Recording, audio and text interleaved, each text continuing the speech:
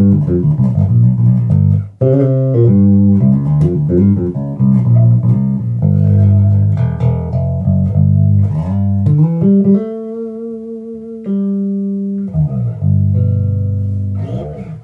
friends, what's happening? This is Andy coming to you from my Daily Funk Club headquarters again. And today, I just recently posted a picture of my ghost bass that I built, and a lot of people have been asking questions about. So I thought I'd do a little feature and just tell you about the instrument and kind of how it came to be.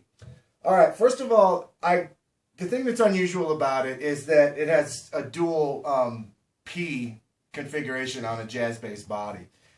And what happened was I was just looking around on online, and someone sent me a link to an estate sale that someone was having, and it was actually an estate sale for a recently deceased luthier guy, and he had built this body. He had built this alder body. It was just a completely blank body, had no finish on it. It wasn't even completely finished being sanded or anything, but it was a J body with the two P pickup routing already done to it. And it kind of intrigued me, so I called the people that were selling it, and they said, yeah, the guy had made it, he had intended to make a bass out of it, and then he passed. So, I struck a deal with them, and they said, what would you pay for it? And I said, well, I'll give you $40 for it. And they said, sure, that sounds great, come on down. So that's how I got the body. And then from the body, I decided to make an instrument. And one thing led to another, and this is what I ended up doing. I finished it with some stain and some Minwax finishing paste, a whole bunch of layers of Minwax finishing paste, so it's just got brown stain on it. And then one thing I noticed about that was kind of interesting, and I don't even know if you'd be able to see it, it's kind of really hard to see, is that right here in the pattern of the grain, right here where I'm circling my finger around, it looks like there's a skull in there.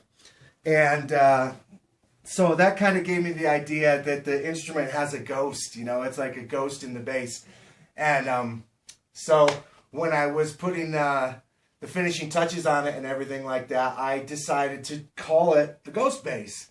And then from there on, I ended up building 4 other instruments, and I have another one in the works now. It's just a little hobby. And the name of my brand is Ghost Bass. And I got these pretty cool logo plates and stuff for the neck and for the headstock from Extreme Creations. And my friend Robbie Gonzalez helped me. We had to do a little bit of routing on it to put a battery box in it. And what else? Oh, I found this pick guard online for $20 that was already cut for a P bass. It popped right on there, it fit perfectly. It's a great tortoiseshell 3-ply pick guard. Wilkinson bridge, just a regular standard vintage Wilkinson bridge with brass saddles. It's got Shaler tuners on it. And the neck I bought from Warmouth. It's a roasted maple neck with a rosewood fingerboard. The thing turned out great, and I really love it.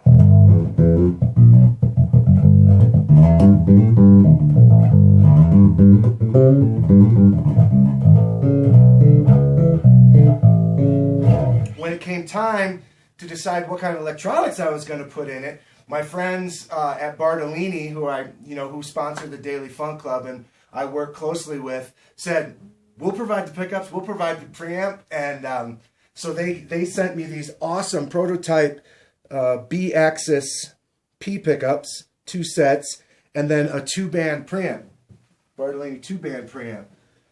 So the controls are volume, stacked active treble and active bass. Right now it's flat.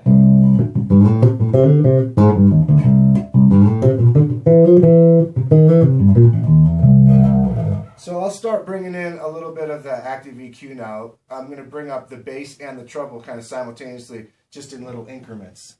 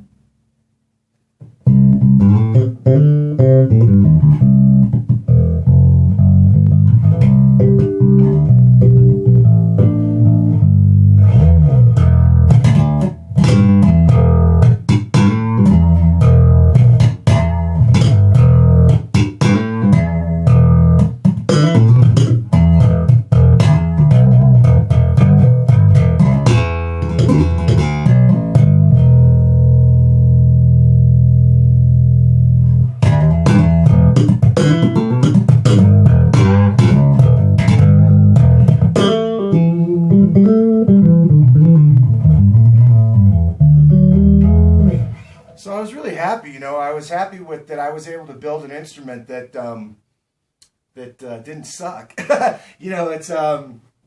It was one that I actually took the time and really kind of was patient about doing everything right, so that the end result, I've been around a lot of bases, and I worked for Warwick for 6 years, and I know a lot of builders, and I asked a lot of questions, and I really just took my time to make it good. And the same goes for all my ghost bases. They all play really, really well and sound great, and I kind of I'm kind of enjoying that process of being able to completely assemble an instrument. Of course, I don't build them. I don't cut out the wood and shape the necks and install the frets and everything. I'm just basically popping parts together.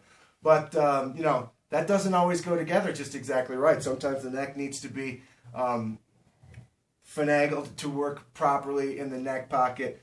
And, there's all different kinds of little things that you encounter. Sometimes there's not enough room for the electronics to fit, the active electronics to fit, so you have to do some additional routing.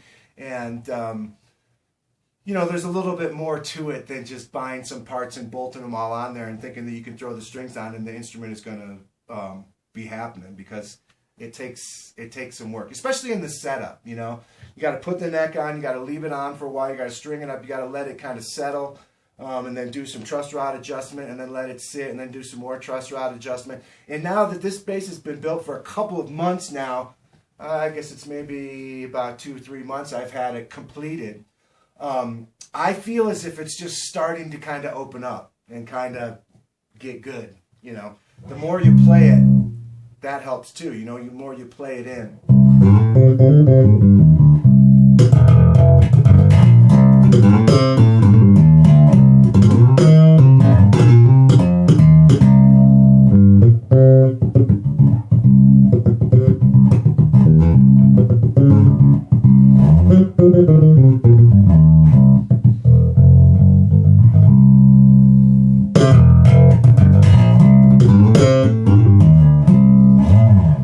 So there you go. There's my ghost bass, my first ghost bass.